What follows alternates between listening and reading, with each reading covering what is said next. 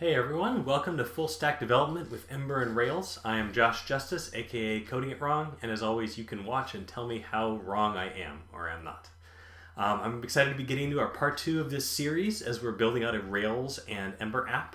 I think we're going to get to see one of my favorite parts of Ember right now. In fact, it's probably the biggest thing that makes it my number one draw when it comes to frameworks for building applications. So I'm excited to get into it. As usual, I would love to chat with you if you are watching live. Please say hello in the chat. I'd love to hear your thoughts and feedback in there. And if you're watching the recording afterwards, send a comment or hit me up on Ember Discord or on Twitter. I would love to hear your thoughts on Ember and Rails and all these things. So today, last time when we set up our apps, Rails and Ember, we didn't actually write almost any code at all. Certainly nothing related to what we're trying to accomplish. All we did was get them deployed and tested and things like that. So today we're going to build out a feature, or get started on that, and we're going to build the simplest possible feature that we can. And in fact, I'm in kind of a unique position with this app. We talked about last time that I want to make an ideas app, an app for tracking ideas. And to remind you what that is, I have some slides here. This is a quote that I love from an author named Sandy Metz in her book, Practical Object-Oriented Design. I won't read the details of the quote, but it gets at something really useful. So there's the quote itself, and then there's the idea that I boil it down to, which is the reason software design is necessary is because change is inevitable. So this is the kind of information that I want to store in this system. So I want to make an app to track this. Now I've tried to create this app a few times before, and it's just kind of an abstract concept. So it's not totally clear like how to approach it or what's going to be useful. And so I really want to take a very agile kind of try and see approach here to get the simplest possible thing working to see if this is even something I'm going to enjoy using, if it's even useful, or am I barking up the wrong tree. And so as a result, as much as I'm obsessed with testing and I love testing and test-driven development, we're not going to write any tests at all to start out. We're just going to get something running to see if it's useful. We're also not going to add authentication yet because most apps have some form of authentication, but that can just kind of slow us down when we really just want to validate our idea to see if it's even useful to us. So that's what we're going to try. We're going to get it up on the screen. Also to start out today, we're not going to do any visuals. Nothing to make it look pretty at all because I'm terrible at that. Probably next week we'll get into an off-the-shelf component library to try that out. So we're just going to build out the storage of these idea records and get them showing in our Ember application. So the way this works, and we're going to use the standard way for representing data that is usually the way to make things work in Ember, which is JSON API. So it's a specification for building APIs in JSON. The constant joke is just because you have a JSON API doesn't mean it's JSON API, because lots of us have APIs that are JSON, but this is a specific specification. And this is a way to communicate like how the front end and back end coordinate. So in that sense, it's a little bit like GraphQL as far as a protocol or a standard for the front end and back end communicating. But I'm going to show just why JSON API is so appealing to me as we go. Now, there's a few different resources you can use to work with it. Now, Ember has a library that's built in. You don't have to use it when you're using Ember, but it's there for you when you start, called Ember Data. And Ember Data is made to work with JSON API. In fact, the JSON API's spec came out of the Ember and Rails communities. And so Ember Data is built into Ember. And then on the back end in Rails, JSON API Resources is a gem or a library for creating JSON API backends. Now, JSON API has lots of other implementations on other platforms. If you go to their website, JSONAPI.org, and that's linked down in the show notes, if you click on implementations, you can see JavaScript, iOS, Dart, R, Elm.NET, and then on the server, Swift and .NET and Scala and Perl and Vala, whatever that is. So there's a ton of different implementations on whatever platform, whatever front end, and whatever back end you want. But Ember and Rails are two particularly good implementations of connecting with JSON API. So let's take a look and just see just how straightforward it is to set up some data and make it available to our app through JSON API. We're going to switch over to our Rails application that we set up last time, and I've got a new model branch here that we're going to be able to work off of. And we're going to create a model in Rails in the standard Rails way. Again, I'm not going to go super slow step by step. There's other Rails and Ember tutorials that are out there, but I'm going to explain what I'm doing as we go.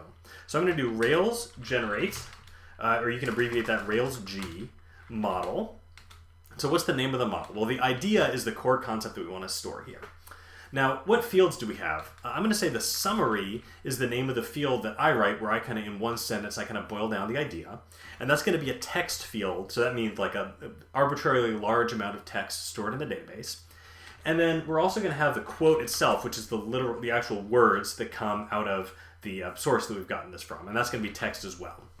Now this is going to have like author and the name of the resource that this idea comes from, but I'm probably going to put that in another model. I'm probably going to have a source model because one source could lead to many ideas, and one idea could come from many sources. So let's create just the idea for now with these two fields. So we run this command. A big part of Rails and Ember's approach is that there's these command line commands that you can use to generate code, and that way you don't have to write it yourself from scratch. So a few different files were created for us, and one of them is the database migration. I will show you just since you can see it. That's going to tell Rails to create a database table with a summary and quote field as well as some other fields. So we're just going to run Rails db migrate to create this table, and then it's going to be set to go for us. Now that this is here, we can create records, and I'm going to go ahead and create a record to start out. This is one of the nice things about Rails from an agile standpoint is you don't need a user interface set up for you to be able to create records. You can kind of create them in the Rails console. So I'm going to go to Rails C for Rails console. In here, now I'm going to create, so we have an idea model that was created. You can actually see that here in the app models folder. So class idea, and inherits from application record. It's simple enough. So we're going to do idea.create, bang, which says show me an error if this fails to create. And then we're just going to enter our values. So let's see here, the summary. I'm going to copy and paste this from my slides. The summary is, I'm going to put this in quotes, change is inevitable, and then the quote is, Old Man SBK is getting late now. Will the VOD be available? Yes, I always do recordings. They'll be available on Twitch for a couple weeks, and they'll be on my YouTube channel as well. So feel free to head out, and you'll be able to check the recording later. Thanks for asking, and get some rest. All right, so getting my quote and adding that in. This is going to be a long one, but we should be able to fit this in.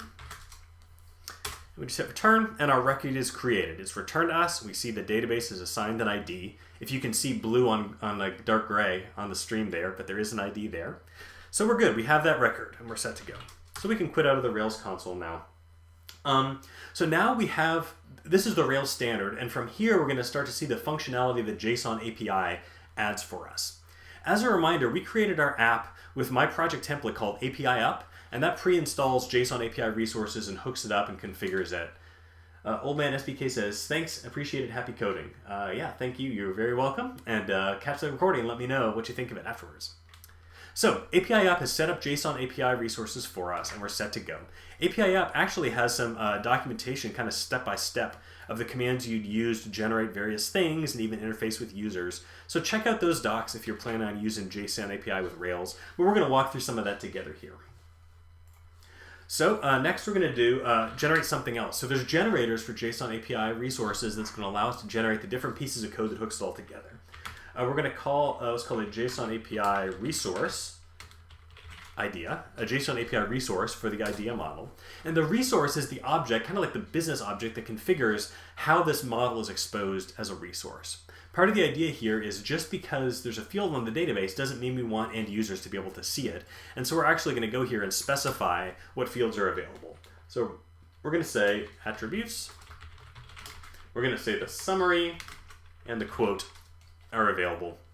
And this is a standard style of configuring things in a class in Rails and in Ruby by using a class method, and we're just passing symbols in here. We don't need to expose the ID or anything like that. That'll come through okay for us. Okay, so that resource is ready. Next, we need to generate a controller. So Rails G JSON API controller idea. So Rails has controllers in general, and usually you're custom writing in the controller all the code for reading or writing data. In this case, we just inherit from a JSON API kind of controller here, and that's going to give us all those methods for us, which is going to be really sweet. There is one thing we have to add in here, though, which is for some Rails security, skip before action verify authenticity token. So Rails, being by default a server-rendered framework, uses these authenticity tokens to prevent kind of insecure access. But when you're accessing it from a front-end application, that doesn't work, and so that's not a standard practice. So we're going to turn it off manually here. You'll see in our base class that we use later that we've set that up by default, but just to kind of show you the simplest possible way to do it, we've got our controller. We don't need to manually implement anything, almost, because JSONAPI Resource Controller provides a lot of the functionality for us. We're just turning off this authenticity check. Okay, and so now, next thing we're going to do is go into our routes file. So we have this controller, but we need to expose it and make it publicly available. So you can see in this routes file, we have something called use doorkeeper, which we're going to use in the future for authentication. Then we have a JSONAPI Resources for users. So this is, our users are already exposed by JSONAPI Resources for you to be able to register, to create a record. And then there's that root page that we set up before. So let's add a new JSONAPI resource. Ideas. And that's all. We're just exposing ideas and saying that ideas are now available for someone to access and use. So with this, I think we're set. So let's go ahead and run the Rails routes command to see what routes are available in our application. And we should see the ideas routes here and available. And we can see here down at the bottom of the list, we can scroll down, we pass some authentication stuff, and we see that there's, for ideas, you can get a list of ideas, you can post to the list of ideas to create a new one. You can get an individual one and patch and delete it. So all the standard CRUD functionality you'd expect, Rails is saying is available for us here. And we've got our Rails application running. So before we get into Ember for the front end, let's go ahead and use an API client to see things, to load up this data. Postman is the name of one great free API client you can use. It makes it easy to do requests of any kind of type, and you can save them and stuff like that. So we may use that more and more in the future. But right now we can just connect to it easily. Localhost port 3000, where Rails runs by default. And then we're just going to say, give me ideas. And because we don't have any authentication set up yet, this is very easy to do. Again, the niceness of the quick iteration we can get here, just running this simply. So we send, and we've got our data back. So this is great. We haven't needed to custom serialize any JSON or write any code to look things up. We're getting back data that conforms to the JSON API format. I'll mention that really briefly here. There's a top-level data key, which is where the core data for our response goes. And in this case, it's an array because ideas can return an array of multiple records. We have one object in here right now. It's got an ID, which is just our numeric ID of 1. It's a type, and so that resource type is exposed in the JSON API spec to make it easy for clients to be able to keep track of it. There's links, which lets you navigate around, and then there's attributes. So the actual fields, like on a database table, are stored in this attributes sub-object. And we can see that the summary is here and the quote is here as well. So this JSON data is available. It's exposed and ready to go. That's really nice. We can actually follow this link. Oh, I wonder if I can actually click it. Yep, we can go to ideas/1 and make that request. And we can see that the response looks fairly similar. The only difference is that data is returning an object instead of an array, and there's just the one object directly under there. So endpoints that are intended just to return one record are going to return an object directly under there. So this is great. Our backend is sending our data up and it's set to go. So let's switch over to Ember and get things connected. So we've got our Ember application. One quick note, I see in my Git history here that I had to do another few things. In the Ember template that I was using last week, ESLint and prettier formatting were not fully set up and working correctly, so I fixed that and got things working here. So that's now set to go in the Ember up template. And so you're going to see the value of prettier code as we go through here. I'll show that off in a little bit. As the Ember up application template described one manual step we need to take, and we're going to need to take that now, so I'm going to do that. What it says to do is in our config environment file, we need to configure something called Mirage. So Mirage is a framework for stubbing out the backend requests in our tests, and by default it works in the development environment as well. But we want to turn that off. We want to hit a real backend in the development environment. So we just say if the environment we're in is called development, then set this environment variable for Ember CLI Mirage to enabled false. Turn off Mirage in development. And in a future stream, we'll see how Mirage works and how it makes testing with Ember so easy. We also want to set the environment API host. And so we're just going to set this to localhost 3000. And that's going to set that as the API that Ember Data is going to use by default. So that, and localhost 3000 is the URL of our Rails backend running locally here. We're going to need to change that once we deploy this to production to hit our production backend in that environment as well. So that config is there, and so now we're going to need to generate a model in Ember as well. We have this Ember app models folder with nothing in it. So we're going to do Ember G model. This is very similar to what Rails does. Ember G model idea. So we're creating a model object on the Ember end as well that's going to correspond. We'll let that run real quick. And it's created for us. Here's our idea record here, our idea model and extends model. So we do need to specify the fields on here. And so we're going to import a little decorator.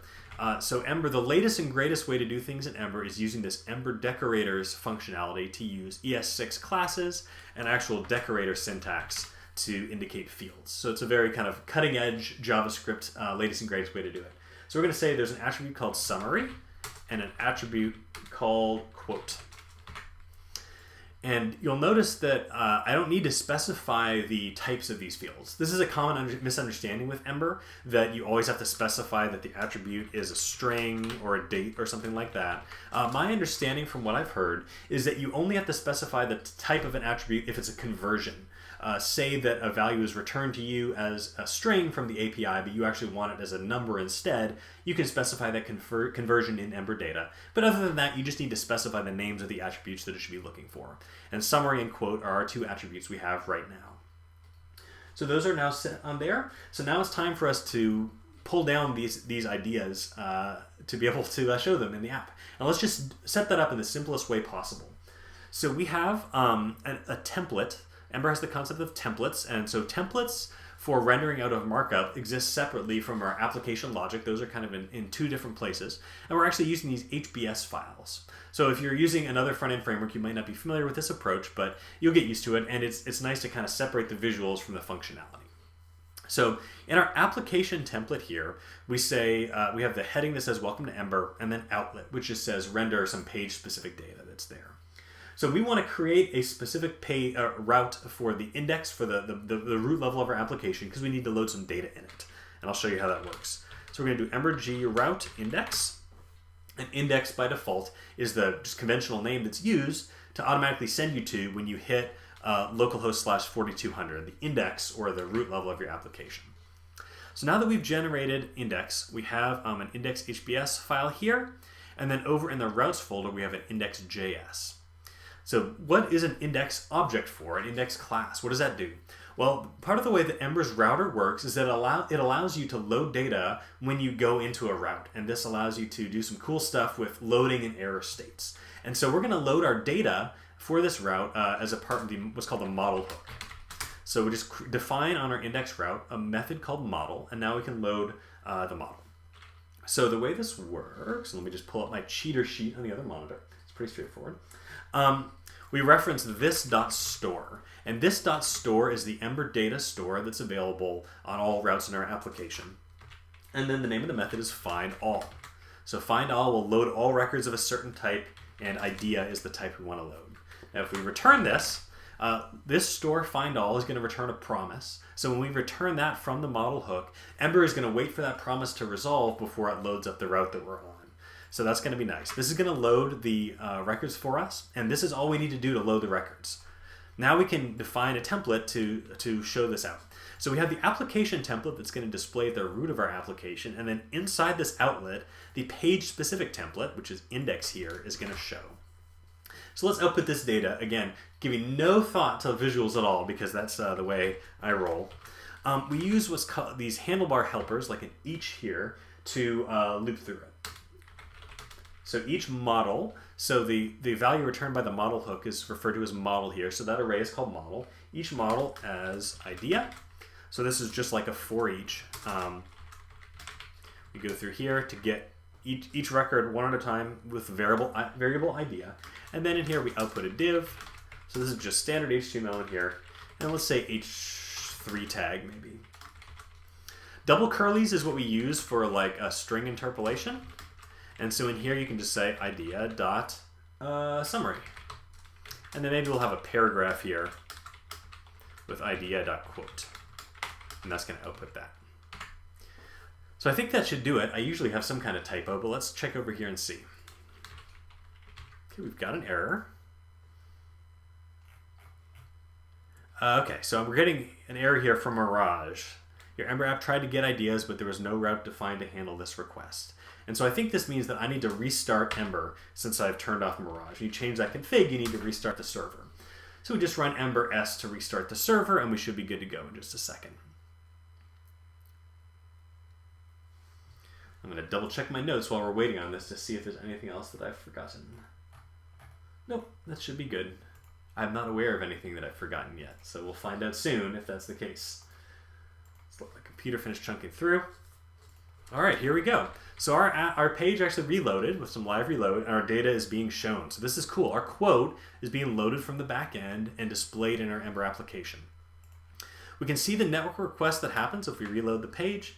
XHR is set. We can see that a request was made to localhost 3000/ideas, and then the response, we get this JSON API object.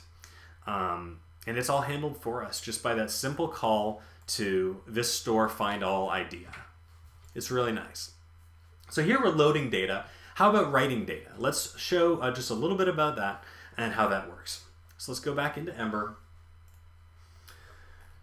Now to write data, we're going to need some statefulness because we're going to need a form where we type stuff into it. So I'm going to go ahead and create a component to store that state. We're going to do Ember G component, new idea form. Seems like a good way to do it. And this is going to run for us. I'm going to create this component file for us. Now, for components, components also have, it's still running. It hasn't finished yet. Components also have a template and a separate piece of logical functionality. Now, most Ember developers would agree that it's not ideal that the template is way down here and then the code is over here in a totally different part of the folder structure. And there's an initiative in progress right now to reorganize the Ember folder structure called module unification.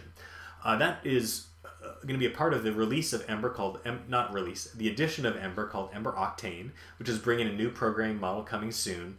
And work is nearing completion on Ember Octane. And so module unification should be available soon, hopefully over the course of this live stream. And we'll refactor our app to switch to module unification to kind of get these component templates and classes close together. But for now, they're in two separate folders, and that's good enough.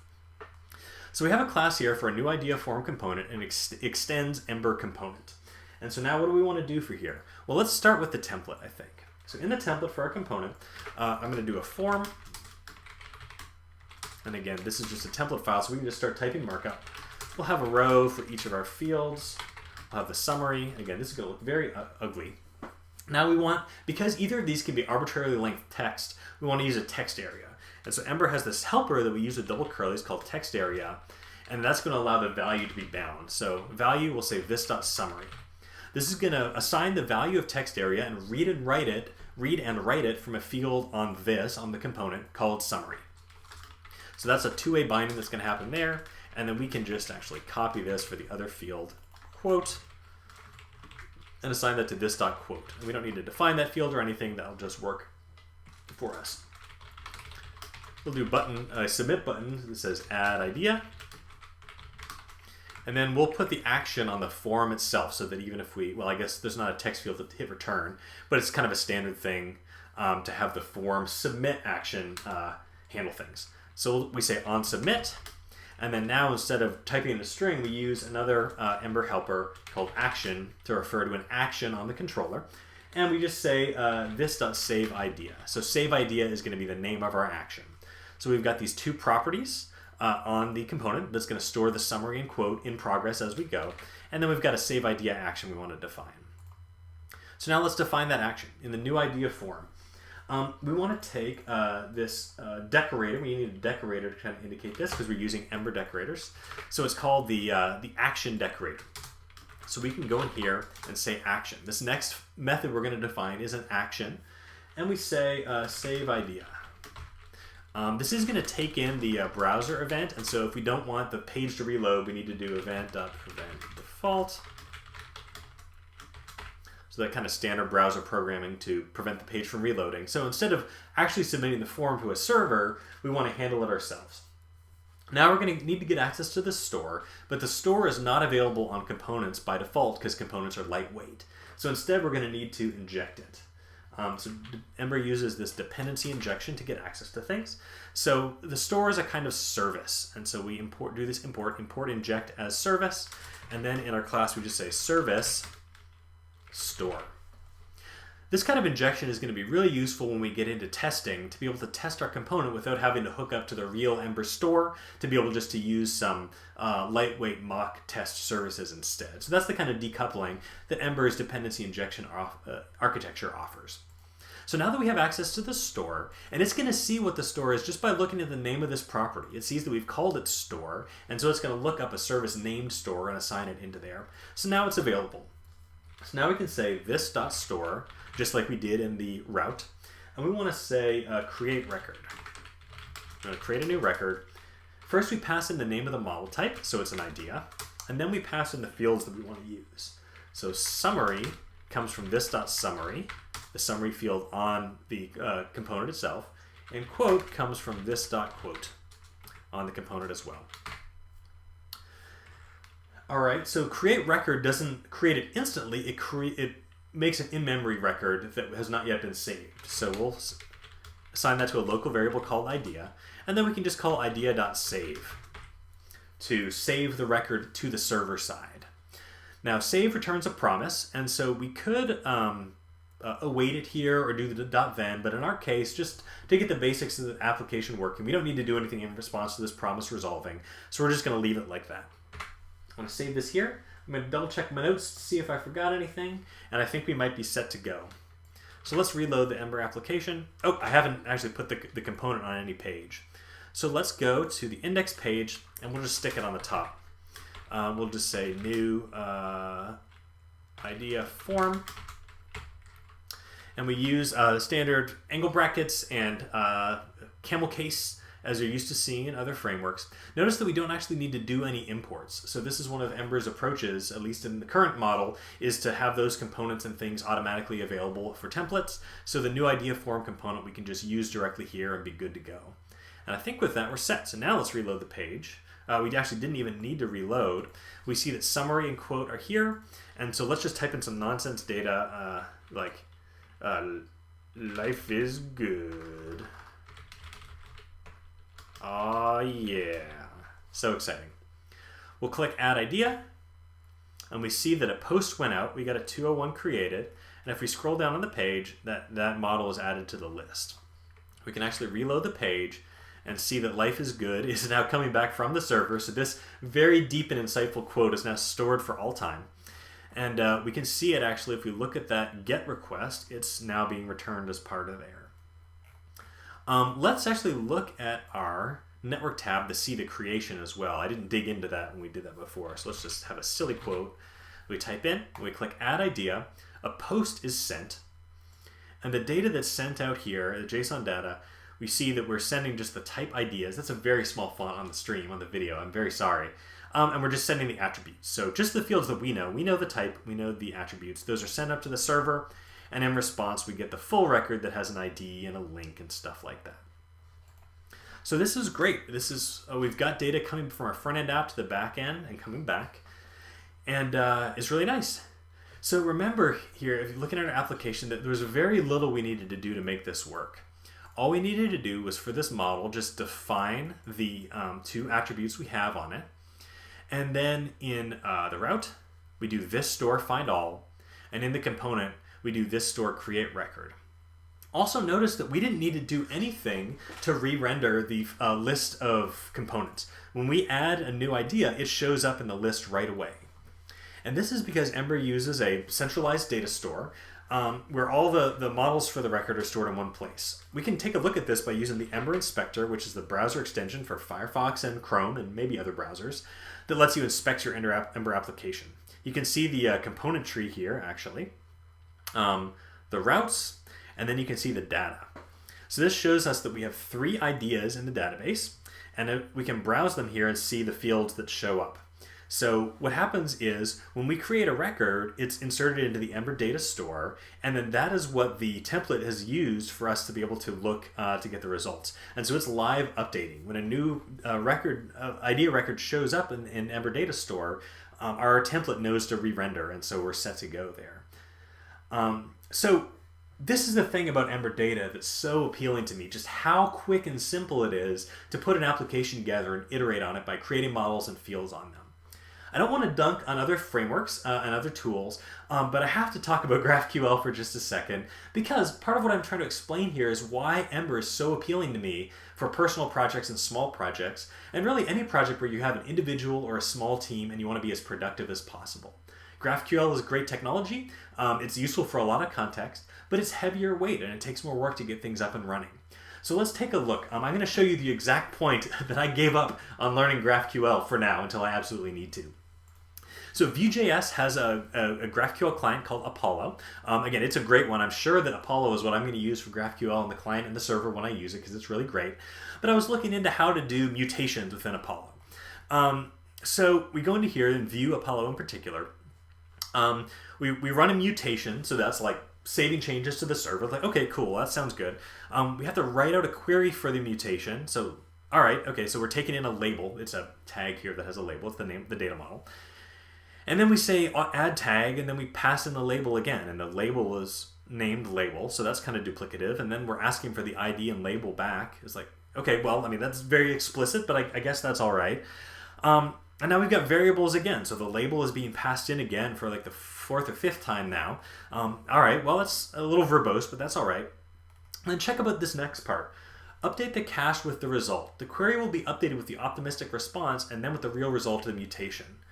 So we have to write code here that looks up the query to show the list of all the tags in this data model. We get that data, and then we are pushing the new tag that we've created onto it.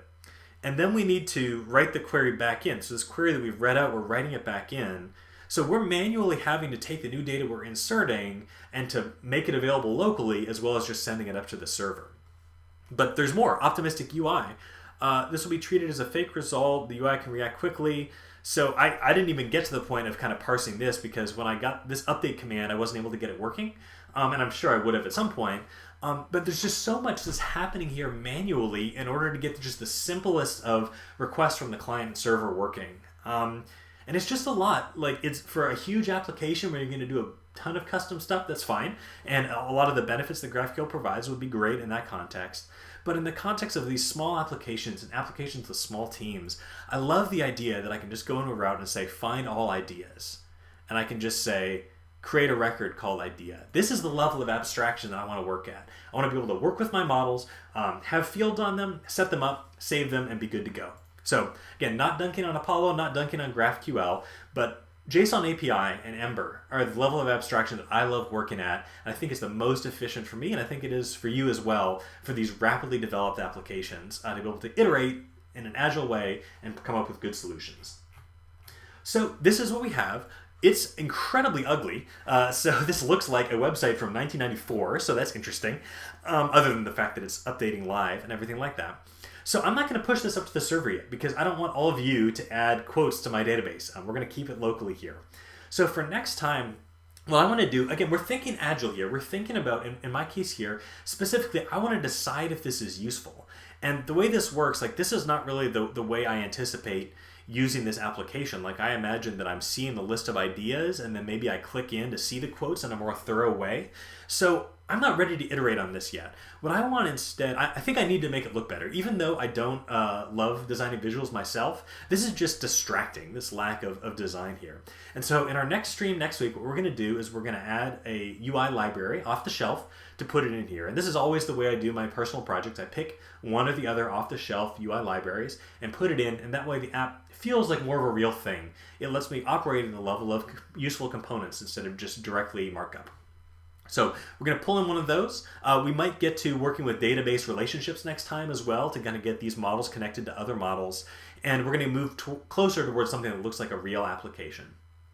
One other note that I wrote about is sometime soon we're going to start to talk about task tracking, even for personal projects and certainly for professional projects. I keep a list of stories or a list of features that I'm working on. And so we're going to start tracking those with the tool sometime soon. But for today, because we're starting just with this absolute bare minimum, like I'm very much in spike mode and using the word spike in terms of I'm just trying something, I'm experimenting in a lightweight way, no tests, just to try and see if something's useful. So we're focusing on that first feature, just the way to view a list of ideas and trying to get that going. And then we'll get into some more thorough task tracking in the future. So that's all I have for today. It's a bit of a shorter stream than usual, but it's something that I'm very passionate about. So I definitely recommend for you to check this out. Whether you're looking to create a Rails and Ember application, or you're using a totally different front-end and back-end, consider JSONAPI. It's a great standard that takes care of a lot of the boilerplate, and there's some complexity there as far as the data format. Like there's some nested objects and stuff like that. But when you're using these tools, these level of abstraction over it, it takes care of it for you. You're not having to manually set all this up. It just works to just connect the front end to the back end in a very simple way. One other thing about JSONAPI that you'll see is it's set up in a real relational standpoint. And so if you're using a relational database and you have data that's working with a client in a rich way where the client can go from one direction of the data to the other and back again, JSONAPI's relational approach can be really useful to be able to take care of that. So check out JSONAPI, see what the implementations are for the applications that you use, and try it out and see what you think. So I really appreciate everyone joining here, checking out the recording afterwards. We'll catch you next week, next Friday at 2 p.m. Eastern for the full stack, I forget the full name of the thing, full stack development with Ember and Rails. I hope this is useful to you. I'd love for you to reach out to me. So get onto Ember Discord and say hello. Hit me up on Twitter at codingitwrong. And let me know what you think about JSONAPI and JSON and GraphQL. And if there is a higher level abstraction way to handle this in GraphQL, I'd love to hear about it. So please let me know. I would love to just see as people in all these different communities build higher levels of abstraction to increase productivity. I'd love to learn about it as well. So Grep Sadok says, you're coding it wrong. That's absolutely true. You have evaluated me, and I often agree. So, so those are all the ways you can reach out to me. Thank you so much for joining, everyone, and we'll catch you next week. Let's go to the slide. See ya.